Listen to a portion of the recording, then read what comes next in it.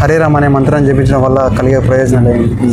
ఖచ్చితంగా చెప్తాను. దానికన్నా ముందు తెలుసుకోవాల్సిన ముఖ్య విషయం ఏంటంటే ఈ యొక్క ఇస్కాన్ యొక్క ముఖ్య ఉద్దేశం ఏంటి, ఎందుకు మనము ఎక్కువ ప్రచారం భగవద్గీత భాగవతం ప్రచారం చేస్తూ ఉంటాము, బుక్ డిస్ట్రిబ్యూషన్ చేస్తూ ఉంటాము, వచ్చిన వాళ్ళందరం చేత హరే కృష్ణ మంత్రం చెప్పిస్తూ ఉంటాము. దీని వెనకాల ముఖ్య కారణం ఏంటంటే, సో మనం ప్రచారం చేస్తున్నది ఇస్కాన్ ముఖ్యంగా ప్రచారం చేస్తున్నది సనాతన ధర్మం. సనాతన ధర్మం అంటే ఏంటంటే, సో మనం ఎవరమి, సో భగవంతుడు ఎవరు, ఆయనకి మనకి ఏ సంబంధం ఉంది, దాన్ని మనం ఎలా గుర్తించాలి, ఎందుకు మనము కష్టాలు పడుతున్నాము, ప్రతి ఒక్కరు ఆనందంగా ఉండాలనుకుంటున్నాం కానీ ఎన్నో రకాల ప్రయత్నాలు చేస్తున్నా ఆనందంగా ఉండట్లేదు.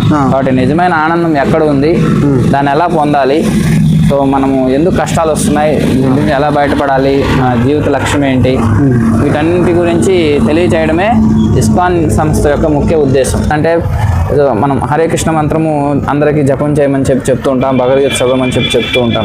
ఎందుకంటే అట్లా భగవంతుడితో మనం ఆ కోల్పోయిన సంబంధము, లేదా ఆయన మర్చిపోయి ఆయన పక్కన పెట్టి అదంతా కొద్దిగా రీవేక్ అవుతుంది, అది పెంపొందుతుంది. అంటే భగవంతుని తెలుసుకోవడానికి ఇవి సహాయపడతాయి. ముఖ్యంగా హరే కృష్ణ మంత్రం జపం చేయడం ద్వారా ఏమవుతుందంటే, మంత్ర అంటే అంటే మనస్సు, త్రో అంటే నెట్టివేయడం. సో ఎప్పుడైతే మంత్రం హరే కృష్ణ కృష్ణ కృష్ణ హరే హరే, హరే రామ రామ రామ హరే హరే, ఈ మంత్రం చెప్పినప్పుడు ఏమవుతుందంటే సహజంగానే మన మనసులో ఉండేటువంటి ఏవైతే కలతలు, కల్మషాలు, ఆందోళనలు, అనేక డిస్టర్బెన్సెస్ ఇవన్నీ కూడా నెట్టివేయబడతాయి. అంటే మనసు ఫ్రీ అయిపోతుంది ఇమీడియట్గా.